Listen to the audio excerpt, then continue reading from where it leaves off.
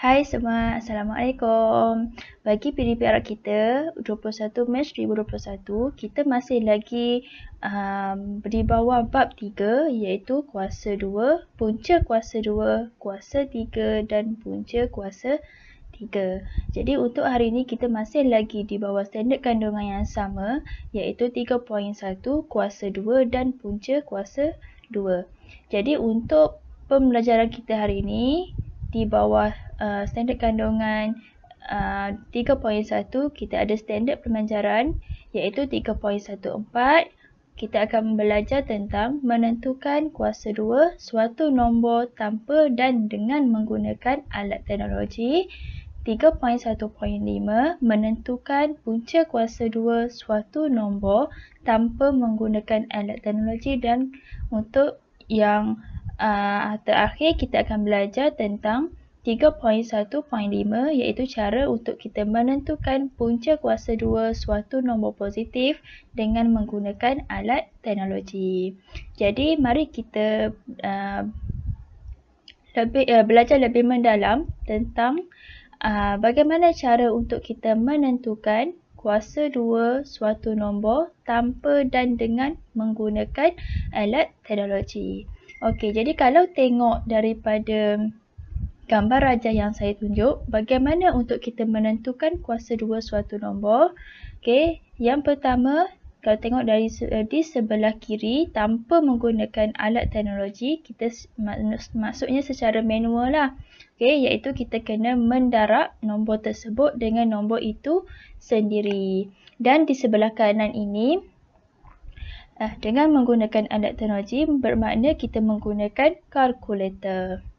Okey, jadi kita tengok contoh soalan, beberapa contoh saya akan tunjuk bagaimana untuk kita menentukan kuasa 2 tanpa dan dengan menggunakan alat teknologi. Okey, untuk contoh yang pertama, saya tunjuk dulu bagaimana untuk kita cari nilai bagi setiap berikut tanpa menggunakan kalkulator. Okey, jadi kalau tengok di kotak di sebelah kiri, saya ada tengok sebelah kiri ni saya ada letak iaitu sifir kuasa 2 sempurna. Okey, pelajar digalakkan dan saya rasa macam lebih kurang wajib lah untuk ingat. Okey, ingat sifir kuasa 2 sempurna ni. Okey, kalau tengok daripada video yang lepas, pembelajaran kita yang lepas, saya hanya senaraikan kuasa 2 sempurna daripada nombor 1 hingga nombor 12. Nombor 2 sampai hingga nombor 12. Jadi untuk pembelajaran kita yang hari ini, saya senaraikan kuasa 2 sempurna daripada nombor 1 hingga nombor 20. Ini adalah antaranya sahaja.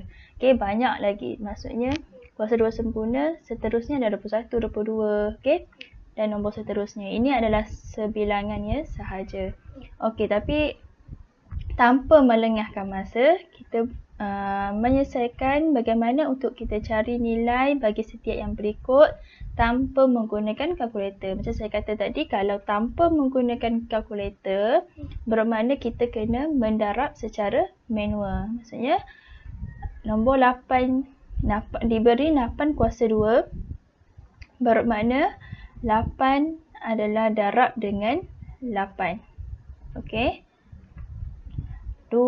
Kuasa 2 di atas ini bermaksud kita kena darab 2 kali.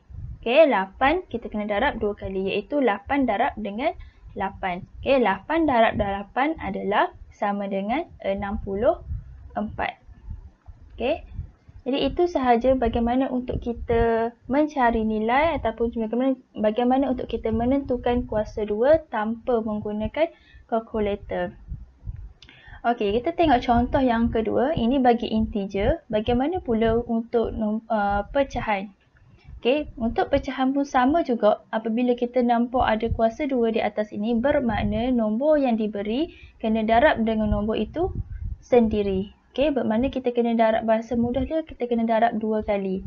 Okey, bermakna negatif 5 per dengan 6 darab dengan negatif 5 per dengan 6.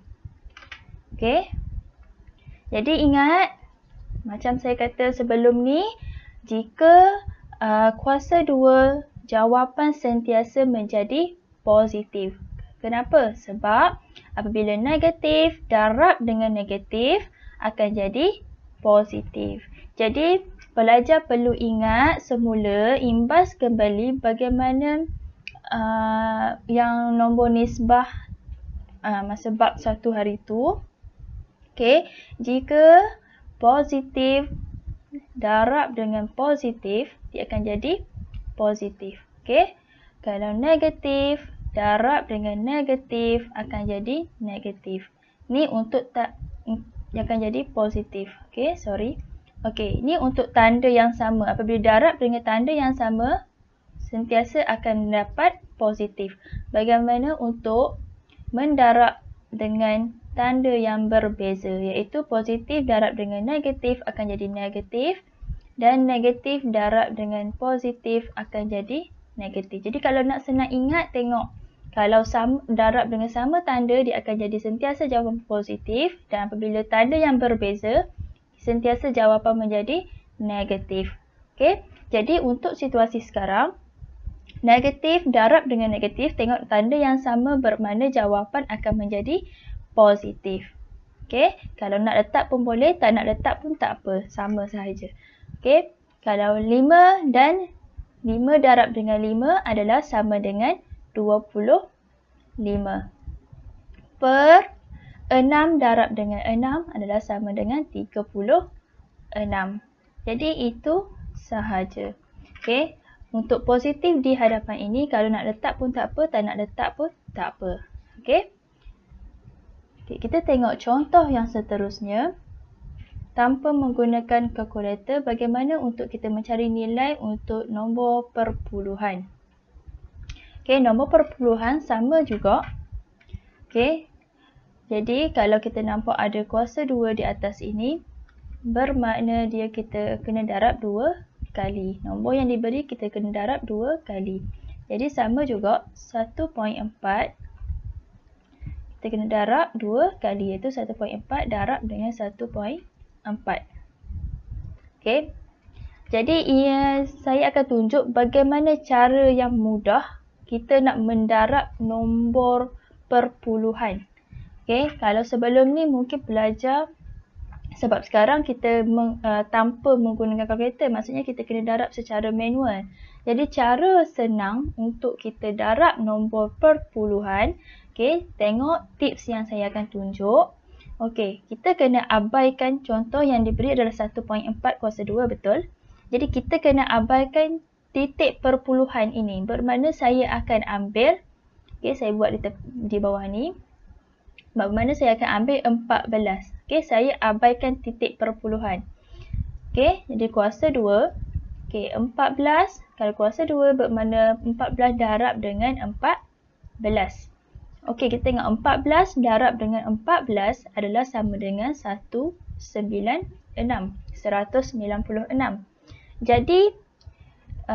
Jadi soalan adalah bernombor perpuluhan, ada titik perpuluhan. Jadi di mana untuk kita letak titik perpuluhan?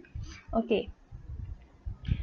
Jadi titik perpuluhan adalah 1.4.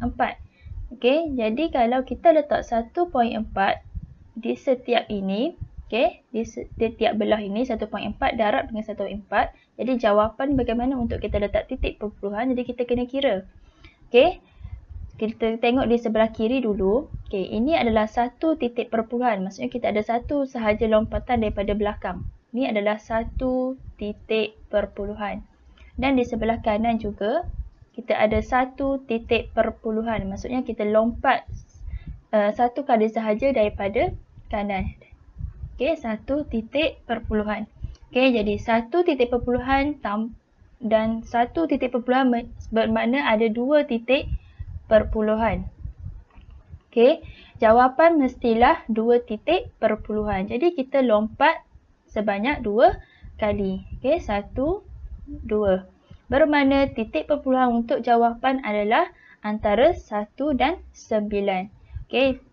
Jadi jawapannya adalah 1.96.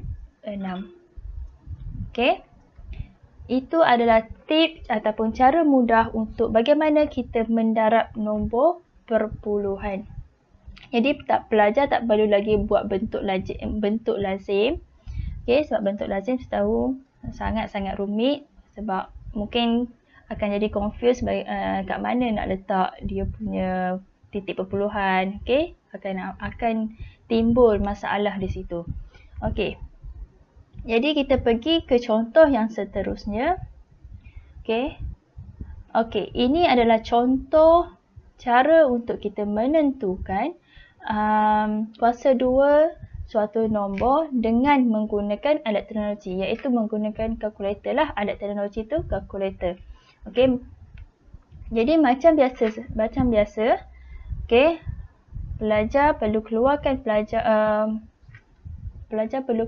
kalkulator pelajar. Okey, jadi saya tunjuk contoh kalkulator saya sekarang.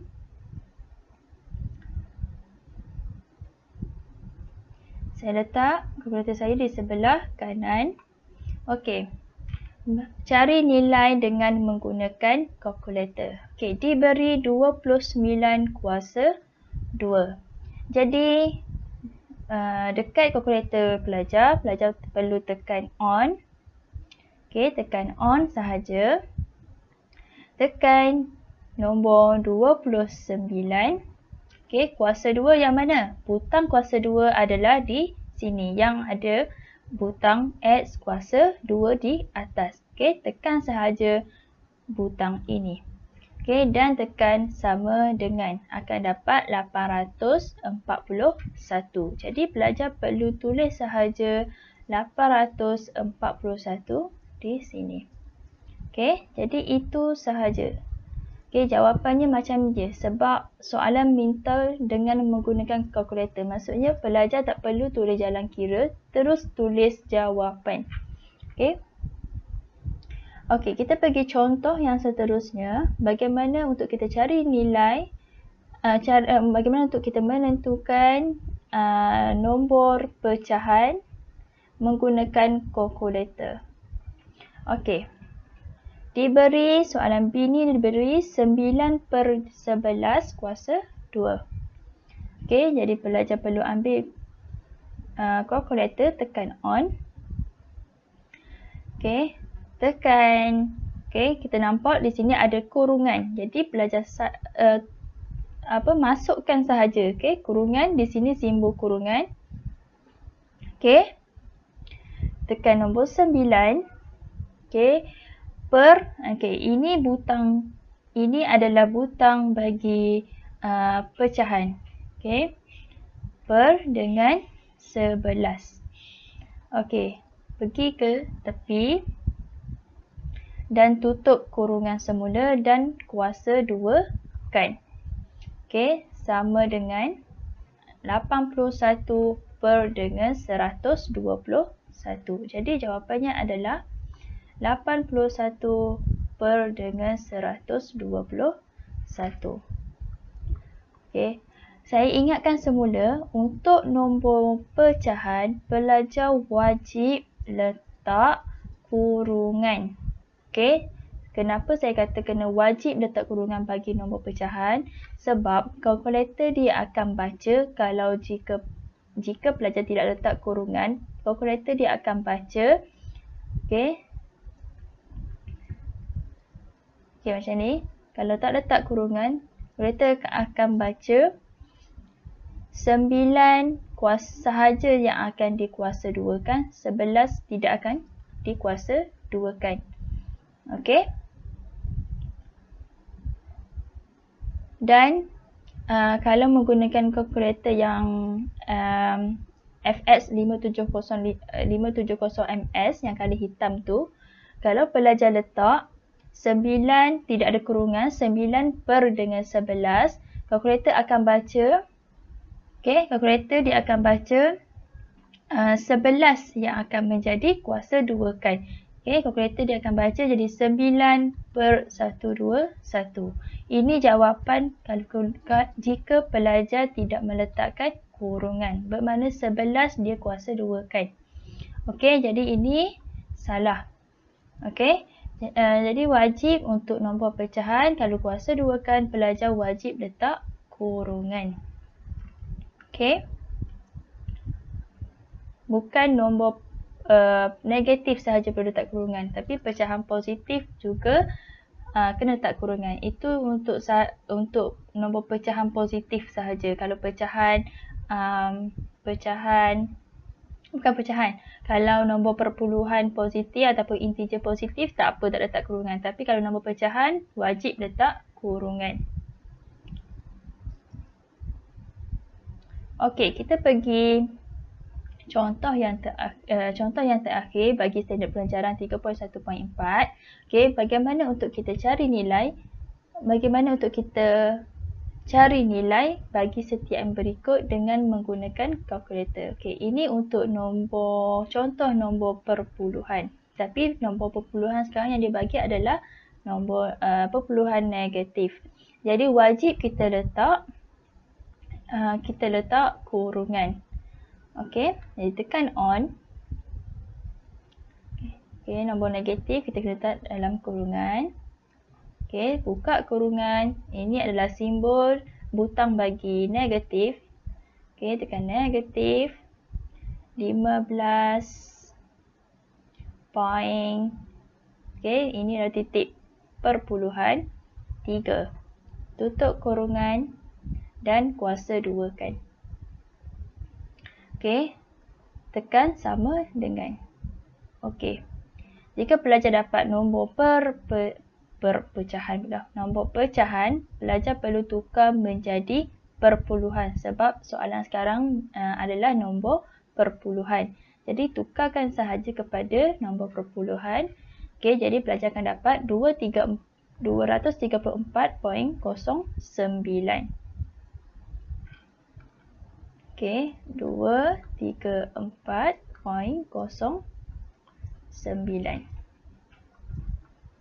Okey, jadi itu sahaja bagaimana untuk kita menentukan kuasa 2 suatu nombor tanpa dan dengan menggunakan alat teknologi. Saya ulang balik, kalau tanpa menggunakan kalkulator, kita kena darab seperti biasa, iaitu kena darab nombor yang diberi sebanyak 2 kali, dan kalau menggunakan alat teknologi iaitu menggunakan kalkulator, pelajar perlu tekan sahaja kalkulator dan letak sahaja jawapan yang betul. Okey, jadi itu sahaja untuk standard pengajaran kita bagi 3.1.4. Okey, kita pergi